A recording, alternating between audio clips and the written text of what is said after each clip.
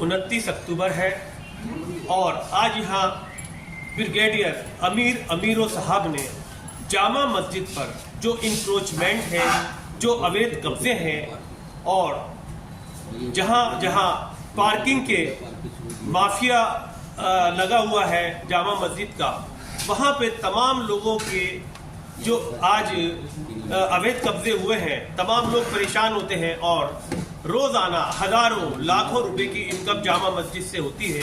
वो किसके पास जाती है, कौन इसमें शामिल है? एमसीडी शामिल है, आर्कियोलॉजिकल सर्वे ऑफ इंडिया शामिल है, इमाम साहब शामिल है और दिगर लोग कौन कौन शामिल हैं इसके अंदर, आज उसका खुलासा आज ब्रिगेडियर अमीरों करने जा रहे हैं। असद आजाद क्लीन आजाद चैनल से।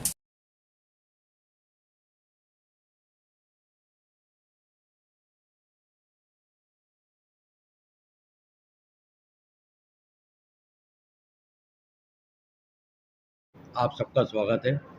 दिल की गहराइयों से आपका बहुत बहुत शुक्रिया, धन्यवाद। आप आए मेरी बात सुनने के लिए। कहते हैं सरफरोशी की तमन्ना अब हमारे दिल में है, देखना जोर कितने है बाजू कातिल में है। जितने भी जामा मस्जिद के अंदर, मैंने आपको मालूम है, मैंने इसके अंदर मीना बाज़ार के अंदर पटरी के बारे में एक कंप्लेंट करी थी, उसके बारे में बताया था मैंने। यहाँ पटरी इंक्रोचमेंट लग रही है, जिसके इंक्रोचमेंट है यहाँ इनको मेहनताना वगैरह सब कुछ मिल गया। उसके बाद इन्होंने बीच में मेरे से बातचीत करी, मैंने उनको समझाया, कहना ये इस बात को ये ख़त्म कर दो और इसको जैसा चाहो वैसा हो जाएगा। मैंने इसको देखते हुए मैंने कहा 2 नंबर गेट से बिल्कुल जगह साफ़ कर दो, पार्क की जगह जो 2 नंबर गेट है, फिर 2 नंबर गेट को उसको हटा दो, पीली पटरी लाल किला तक जाएगी और साइड में हॉर्स जो है, पार्क जो है, वो उसको खाली कर दो। इस बात तो मेरा ये एग्री हो गए थे, मैं खामोश हो गया था। अब मैंने इनको 1 हफ्ता हो गया वेट करते हुए, भाई अब आओ, कब मीटिंग रखनी है, क्या करना है, कैसे करोगे। इन्होंने कोई जवाब नहीं दिया। जब जवाब नहीं दिया तो मैंने अपनी कार्रवाई शुरू कर दी। फिर दोबारा से मैं इस काम के अंदर 3-4 महीने से लगा हुआ था। एक मैंने आरटीआई लगाई थी, कंप्लेंट वगैरह लगी थी, जो मैं आपको दिखा रहा हूँ। ये इसको वहाँ का नक्शा मिला, मैप इसका, ये जामा मस्जिद कम्प्लेक्स का मैप है, ये देख। इस मैप पे मैंने काम करा। अब मैंने जो काम करा उसके अंदर ये लिखा हुआ है, यहाँ पर जामा मस्जिद के अंदर कौन कौन सा बारात घर है, इधर पार्क है, 3 नंबर पे पार्क है, गेट नंबर पार्क है, ये सारी चीज़ें इन्होंने दे रखे। डीडीए का कम्प्लेक्स वगैरह सारी चीज़ें हैं। ये 2007 के अंदर एमसीडी के अंडर में आई थी, हॉर्टिकल्चर के पास। ये 2007 का है। 2007 के उन्होंने नक्शा दिया, बाकायदा इनके एमसीडी के नाम जगह करी डीडीए ने। इन केस कि जब मैंने इसमें शुरू करा तो आप ये देख सकते हैं, जामा मस्जिद एक मस्जिद है, इबादत की जगह है, कमर्शियल की जगह नहीं है ना, बिजनेस की जगह है। इन्होंने एक गुम्मत पे अपने होटल बुखारा है साहब ने, उसके चक्कर में गुम्मत कैफ़े लगा रखा है, उसका अक्स जो है उस पर जाता है, वहाँ से इसकी सेल्फ भी होती है, उनका होटल चल रहा है। लाइट कहाँ की फूक रही है? मस्जिद की। अल्लाह का घर है, इसको भी नहीं छोड़ रहा है। नायब इमाम हो, कहाँ के इमाम हो? दूसरा, फिर मैं इस पर गया ऊपर, मैंने इसकी टिकट ली 100 रुपये की, मीनार के ऊपर। ये देखो, 2nd फ्लोर पे दुकान खुली हुई है, कोल्ड ड्रिंक पानी बिक रहा है। पूरी जामा मस्जिद को कमर्शियल बना रखा है। ये कोल्ड ड्रिंक बिक रही है, ये टिकट थी, ये कोल्ड ड्रिंक है। उसके बाद आ जाओ,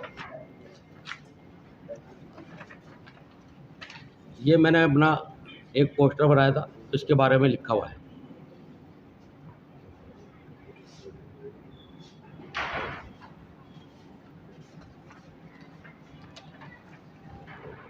ये देखो, गेट के ऊपर कमर्शियल दुकान,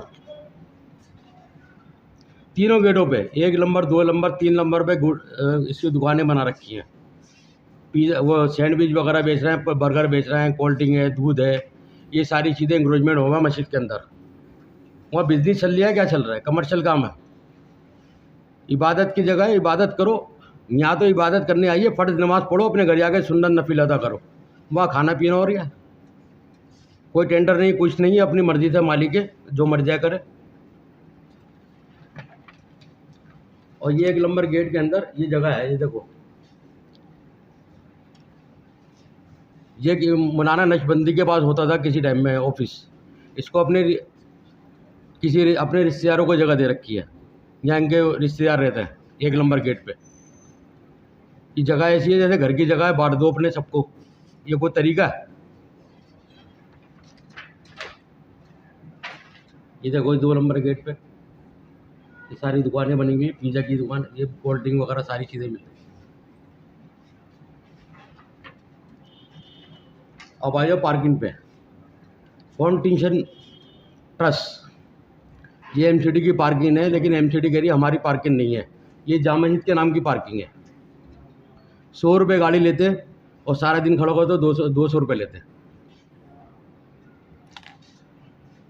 अनऑथराइज पार्किंग चल रही है, जामा मस्जिद के नाम से चल रही है। इसका पैसा कहाँ जा रही है कुछ नहीं पता।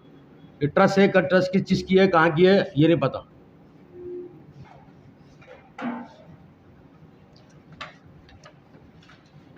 ये देखो 3 नंबर और 7 नंबर गेट पे जो अहमद बुखारी का मकान है, 7 नंबर पे, इसके बगल में है, वहाँ पर 7 नंबर ये है, ये वाली जगह, ये 3 नंबर गेट की है।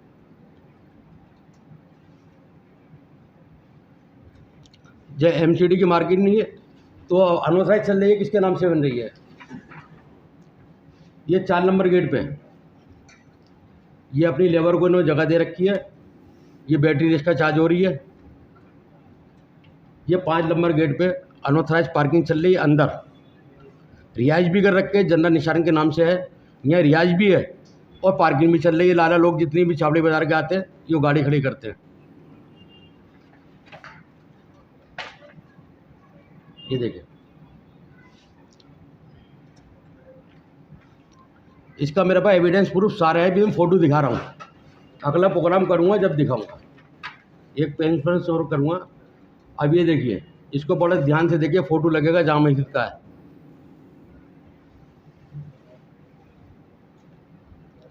इसमें क्या कर रखा है इन्होंने, पुलिस के बैरिकेड लगे हैं मस्जिद के ऊपर। पुलिस का बैरिकेड का क्या मतलब है?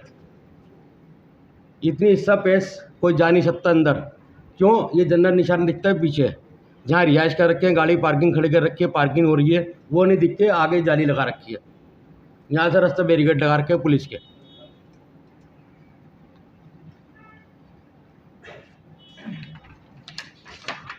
ये देखिए जाली इसी तरह लगी हुई है।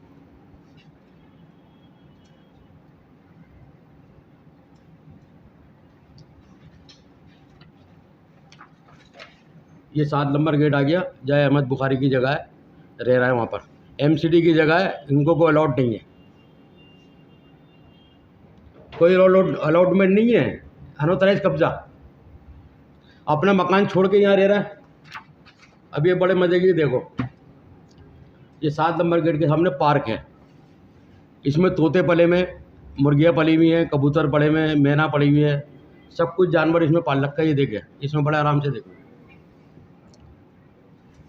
एमसीडी कहते सारे पार्क हमारे पास हैं। मेरे को आइडिया की रिप्लाई में दे रखा सारे पार्क हमारे, हमने किसी को कब्जा नहीं दे रखा। तो ये कब्जा कैसे? अपने मकान छोड़ के दूसरी जगह पे जाएगा कब्जा, सरकारी ज़मीन पे कब्जा।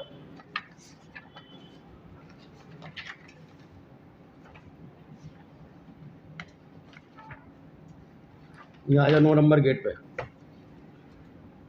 9 नंबर गेट पे हसन बुखारी साहब रहते हैं, बाकायदा कोर्ट की तरह बना रखा है इन्होंने। ये गाड़ी खड़ी हुई है अंदर, ये हॉस्पिटल बना हुआ है, ये देखो गाड़ी है रही, रजिस्टर्ड है इनके पुराने मकान में, लेकिन गाड़ी यहाँ खड़ी है। ये हॉस्पिटल है, क्लिनिक है, इन पर लाइसेंस नहीं है, विदाउट लाइसेंस चल लिया है। डोमेस्टिक मीटर है और विदाउट लाइसेंस काम चल रहा है हॉस्पिटल के अंदर। ये देखिए,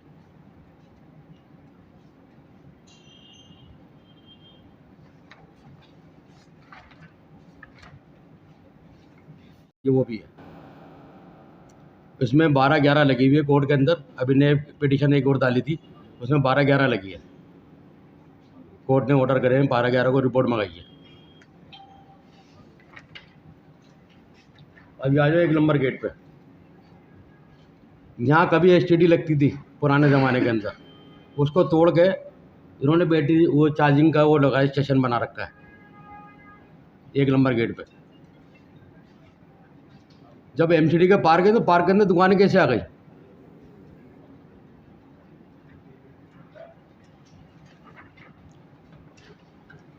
अब ये मीना बाज़ार को ले लो, मार्केट का।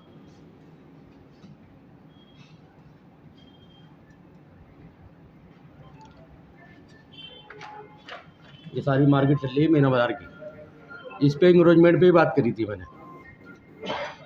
ये सब काम इन्होंने जो करे हैं ना, ये देखो इनके घर परिवार के लोग यहाँ घूम रहे हैं, वहाँ को फालतू आदमी की एंट्री नहीं है अंदर। जब एमसीडी कह रही है जगह हमारी है, तो ये बच्चे कैसे घूम रहा है?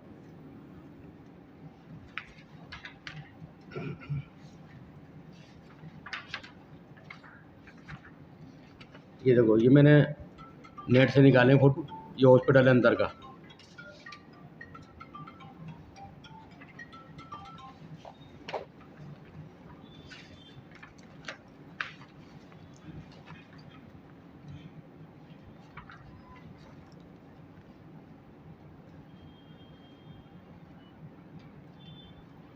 ये तो हो गया, ये वो ख़त्म करके नया प्रोजेक्ट बन रहा है, नए प्रोजेक्ट पे काम चल रहा है।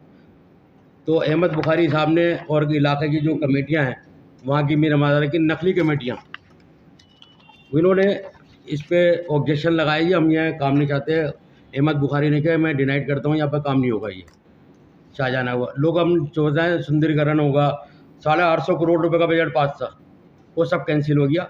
अब नए सिरे से दोबारा काम हो रहा है। ये हुई मीटिंग 9-10 के मिनट से ही है डिप्टी कमिश्नर के आगे। उसमें अहमद बुखारी साहब ने डिनाइट कहा है भैया हम कुछ नहीं चाहते। मैं आपको दिखा रहा हूँ,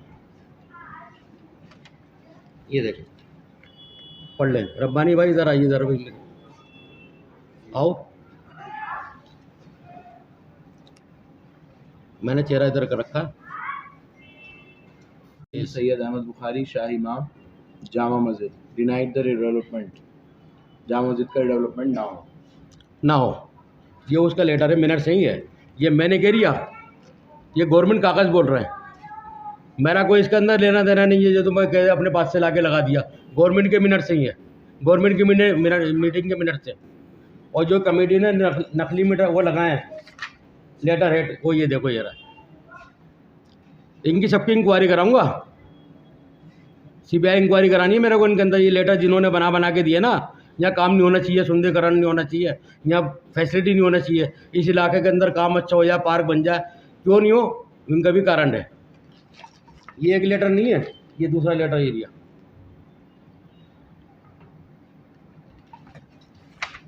ये तीसरा लेटर दिया। इनकी मेरे पास आईटीआई भी हैं, वो अभी मैं दिखा रही नहीं हूँ, अगली थोड़ी सी कमी है कुछ इसमें, वो पूरा कर रही हूँ। वो किताब बना रहा हूँ, उसके अंदर उसमें टाइम लगेगा। इस चीज़ को क्यों डिनाई करा? वो डिनाई करने का नतीजा ये था, अगर वहाँ काम होगा, इनकी जो नीचे इंक्रोचमेंट होगा सारा पार्किंग का, इनके घर बने में सब हटते, ये हॉस्पिटल बना वो भी हटता। उसके चक्कर में डिनाइट करा इन्होंने गवर्नमेंट से, मैनेज करा इसको, भाई यहाँ काम नहीं होगा, जैसा है वैसा पड़ा रहने दो। गवर्नमेंट को बहाना मिल गया, उन्होंने कहा ठीक है जी। मेरे बीच में शाहजहां बोर्ड, उसके अंदर शाहजहानाबाद में मेरी वो अपील थी, अपील के अंदर गया मैंने कहा जी वो शाहजहां बोर्ड का काम करें, वो तो ख़त्म हो गया प्रोजेक्ट, अब नए सिरे से काम हो रहा है। ये जो मिनट्स हैं कॉर्पोरेशन के या एसआरटीसी के? उसके डिवीजन कमिश्नर के। सर सवाल भी शुरू करें, हो गया आपका? हाँ सर, जानना ये था कि जिस तरह से आप बिना किसी का नाम लिए जामा मस्जिद का आप जिक्र नहीं कर रहे हैं, खास करके अपने जो पूरी बातचीत है उसमें इमाम का नाम पूरी तरह से नहीं ले रहे हैं जी। इमाम शाहजहां बुखारी के खिलाफ जा रहे हैं आप इन सबूतों को लेकर, या अहमद बुखारी के? इधर अहमद बुखारी इसमें मैंने, इसमें जो वहाँ पर बैठे मैंने, अहमद बुखारी भी है, शाहजहां बुखारी भी है। पर हमको जैसे जानकारी है तो इमाम तो इस समय शाहजहां बुखारी है। शाहजहां बुखारी है, लेकिन हेड वही है जो इस कमेटी के प्रेसिडेंट है। हाँ, जो जामा की कमेटी है उसके प्रेसिडेंट है, उसका लेटर मेरे पास हैगा, ये वो भी दिखा रहा हूँ। तो ये सब चीज़ों की शिकायत आपने इन बुखारी परिवार से की थी या नहीं की थी? इनसे क्या करूँगा, वो कौन है? सरकारी एजेंसी से करूँगा ना। सुनने में कभी कभी ये भी आता है कि इनको शाहजहां के जमाने से ही ऐसे दस्तावेज दे दिए गए हैं कि इस मस्जिद के मालिक आप ही रहेंगे। नहीं, ऐसा कुछ नहीं है। असल इनके हकदार जो होते हैं ना जी, वो दूसरे थे बुखारी, ये उनके चचा के लड़के हैं, इन्होंने जो कब्जा करा था। जो असल ये इसके मालिक थे, जो इमाम थे यहाँ, उनके असल परिवार के लोग वो नहीं है, ये उनके चचा के लड़के हैं। इसके अंदर बहुत है, इसके अंदर काम कर रही है, और इसमें हमने ये कहा है RW से, अब इसके अंदर हम हस्ताक्षर अभियान करेंगे पूरी दिल्ली, यहाँ पूरे अपने यहाँ पर जामिया एरिया के अंदर इनके खिलाफ कार्रवाई करेंगे, पूरी तरीके से काम को अंजाम जो देंगे। मैनेजर साहब का मीटिंग में आपने दिखाया है कि जी। मना करा है, अहमद बुखारी साहब किस हैसियत से वहाँ गए? प्रेसिडेंट बने ना। ये जो ज्यूरिडिक्शन जो है आउटसाइड द मस्जिद है, तो अगर वो इमाम है ऑफिशियल कैपेसिटी पे कुछ भी ना, मस्जिद के इनसाइड है ना, जी जी, तो किस हैसियत से इसमें? अभी तो भाई सारी हैसियत अपनी बना लेते हैं वो, जहाँ खड़ा हुआ इनका घर हो जाता। पहले कंप्लेंट करी थी, अब मेरी कंप्लेंट बिल्कुल तैयार है। मैं आज की कॉन्फ्रेंस करके मैं इसकी कंप्लेंट बाकायदा LG को, गवर्नर को, प्राइम मिनिस्टर को, सबको कंप्लेंट देने जा रहा हूँ। पर फिर भी एक सवाल और भी है कि इसके इर्द गिर्द जितनी भी आपने दुकान है या अवैध कब्जे की बात कर रहे हैं, यहाँ जी, पर जी। तो सिर्फ कारोबार जो कर रहे हैं वो सब मुसलमान कर रहे हैं। नहीं, सब कर रहे हैं, हिंदू मुस्लिम सब हैं। तुम एक व्यक्ति को फ़ायदा उठाओगे, यहाँ हज़ारों आदमी खाली फिर रहा है। टेंडर, ओपन टेंडर लगाओ, ओपन टेंडर लगना चाहिए जनाब। जामिया की मीनार की वो इनकम बताए कितने दिखा रहे हैं, 25 लाख रुपए लगभग। और है कितनी वैसे आपके नज़र से? यहाँ तो 1 करोड़ 3 करोड़ का ठेका गया हुआ है इनको अंदर खाने। इनकम टैक्स जो दिखा रहे हैं ना, वक्फ बोर्ड में जो ऑडिट करा कर आए हैं, 25 लाख का ऑडिट करा कर आएंगे, और कोई काम नहीं दिखाया। वहाँ अंग्रेज आ रहे हैं, इनसे कैमरा ले रहे हैं, कपड़े पहना रहे हैं, धोती पहना रहे हैं, उसके पैसे अलग हैं। जो दुकानें लगी हुई हैं ये चारों तरफ, तीनों साइड पे, उसके पैसे अलग आ रहे हैं, वो इसके अंदर इंक्लूड नहीं है जो उन्होंने ऑडिट दिया है। उसकी ऑडिट की कॉपी मेरे पास है, आपको मैं अभी देख रहा हूँ इसके अंदर। मानते हैं अकेले अहमद बुखारी तो कर नहीं सकते। ये देखो, ये ऑडिट, जी ठीक है। ये 7 पत्थर इन्होंने जमा करा है वक्फ बोर्ड के अंदर। फिर भी अभी सब ये आप जो अभी मैं कहता हूँ मेरे को 50 लाख रुपए दो सालाना, हाँ। मैं देने को तैयार हूँ। 50 लाख में सारा ठेका दे दो मेरे को, मेरे पास आदमी है। कारोबार की तो लड़ाई नहीं है सारी की सारी। नहीं, कारोबार की कोई लड़ाई नहीं है हमारी जनाब। मेरे को मेरा कोई रिश्तेदार, मेरा कोई दोस्त को, मेरा भाई कोई वहाँ नज़र आ जाए, वहीं जूते मारना साले को। फिर भी एक पार्किंग का भी आप मुद्दा उठा रहे हैं इसमें, साफ साफ कह रहे हैं कि इसमें लाखों की हेराफेरी हो रही है, तो ये पार्किंग का मामला क्या है? ये पार्किंग फ्री चल रही है, इनकी ट्रस्ट बना रखी है इन्होंने, जामिया मस्जिद की ट्रस्ट बना रखी है। उस ट्रस्ट के अंदर ये पार्किंग चल रही है। वो किसके अंदर जा रहे हैं? फंड ऑडिट में नहीं है। वो जामिया पे दुकानें लगी हैं, वो ऑडिट में नहीं है। आप ये देखो ना, मैं ऑडिट दिखा रहा हूँ। जो आपने बताया शाहजहां ट्रस्ट बनी थी और इसको ख़त्म किया गया है इमाम साहब ने। अगर ये सब जो आपने जो सारा ये फाइल तैयार करी है, अगर इसको ख़त्म किया जाए, दोबारा से शाहजहां ट्रस्ट लाई जाए, तो आप ये सब चीज़ें ख़त्म कर सकते हैं? नहीं, मैं क्या ख़त्म कर सकता हूँ? ये शाहजहां बोर्ड तो अब बनी रही है, अब कोई और नए तरीके से बना रहा है बोर्ड। वो बोर्ड की तैयारी है, भी 1 आध दिन के अंदर मेरे पास इसका जवाब आ जाएगा। जो भी कुछ होगा मैं इसमें फिर आपको फिर दोबारा अवगत करूँगा। अमीरो साहब, आपने पूरा खुलासा कर दिया है इसमें इंक्रोचमेंट का, और जो वहाँ पे अनऑथोराइज सिस्टम चल रहा है पार्किंग वगैरह का। अब आपका जो एक्शन होगा वो डायरेक्ट इमाम साहब पर एक्शन है, जो शाही इमाम जामा मस्जिद के हैं उनके ऊपर एक्शन होगा, MCD या दूसरे जितने भी डिपार्टमेंट हैं उन पे एक्शन होगा क्या? आप सुप्रीम कोर्ट, हाई कोर्ट तक जाएंगे इसके लिए? ऐसा है, मेरे शाह इमाम से कोई दिक्कत नहीं है, मेरे को परेशानी जो वहाँ करप्शन हो रहा है ना, उसके लिए मेरे दिक्कत है। जो एग्रेजमेंट है, करप्शन है, जो लोग पर्सनल लोगों को मफाद पहुँचा रहे हैं, उसके चक्कर में वहाँ काम होना चाहिए, सबको होना चाहिए, ओपन टेंडर होना चाहिए। जामिया मस्जिद का ओपन टेंडर लगना चाहिए। ओपन टेंडर लगा, हमें क्या दिक्कत है? पार्षद की रखो ना। जामा मस्जिद के ऊपर तो, मस्जिद में तो अंदर हो ही नहीं सकता ना टेंडर। आप मतलब जैसे आपने अभी कहा नहीं, कि मस्जिद के अंदर जो दुकानें लगी हुई हैं और आपने ये फोटोग्राफ भी लगाए हैं, उनका कहाँ से टेंडर होगा? नहीं, उनका टेंडर होगा क्यों नहीं होगा? वक्फ बोर्ड में हिसाब नहीं दिया इन्होंने लाट का, मीनार का। अच्छा, मीनार का हिसाब दिया ना, वो मीनार कह रहे हैं हमने 25 लाख रुपए का, 12 लाख समथिंग एक है, 13 लाख एक है, मतलब टोटल मिला के 25 लाख रुपए का इन्होंने हिसाब किताब दिया। उसको ओपन टेंडर लगाओ, कम से कम 3 करोड़ रुपए की जगह जाएगी। तो आपका नेक्स्ट कदम क्या होगा? आप कोर्ट जाएंगे या मतलब? मैंने तो अभी फिलहाल कंप्लेंट करूंगा। अच्छा, आप पहले डिपार्टमेंटों को असल में वकील साहब अभी छुट्टी पे थे, पूरा 1 महीना तुम्हें पीछे छुट्टियों पर ही है। वकील साहब बिजी थे, इस काम को अंजाम नहीं दे पाए, अपने घर के प्रोग्राम होते हैं, काम होते हैं। अब उस काम को अंजाम देंगे जो होगा देखिए। अब आगे ड्राफ्टिंग वगैरह हो रही है, वो ड्राफ्टिंग हो जाए पूरी बढ़िया, फिर देखें। आपने देखा अमीरों साहब ने कहा कि मैं कोई इमाम साहब से लड़ाई नहीं है, जो भी कुछ होगा उसको जो है मतलब उसके अंदर आप जो है बैठकर बातचीत हो सकती है उसमें अमीरों साहब कोई नहीं, अगर बातचीत करने में कोई बुराई नहीं है, बातचीत करने बुलाएं, बैठें मजमे मुला, हंगामा मीटिंग करें, मैं भी आऊँगा और लोग भी आएंगे मेरी कमेटी के साथ, जो मेरी कमेटी के साथ समर्थन कर रहे हैं कमेटियाँ, और वो सारे लोग आए, बैठे मीटिंग कराएं, हमें क्या दिक्कत है। अगर आप सीधा सीधा काम को अंजाम दे दें, हमें क्या दिक्कत है। हम कोर्ट नहीं जाएंगे, हम कंप्लेंट नहीं करेंगे। अभी भी चैलेंज है, अभी रास्ता खुला हुआ है मेरे लिए भी, उनके लिए भी। मेरे से संपर्क कर ले, मेरे को तो उनसे कोई मतलब ही नहीं है। अगर वो चाहते मैं आगे कार्रवाई नहीं करूं, कोर्ट नहीं जाऊं या कंप्लेंट नहीं करूं, बैठ के मेरे को सुलझा नहीं मसले को। ये थे हमारे अमीरों साहब, बैठकर भी मसला हल हो सकता है। मैं आगे नहीं जाएंगे अमीरों साहब, लेकिन ये है कि ये सारी चीज़ें जो है सिस्टम से होनी चाहिए। असद अदाद क्लीन अदाद चैनल से।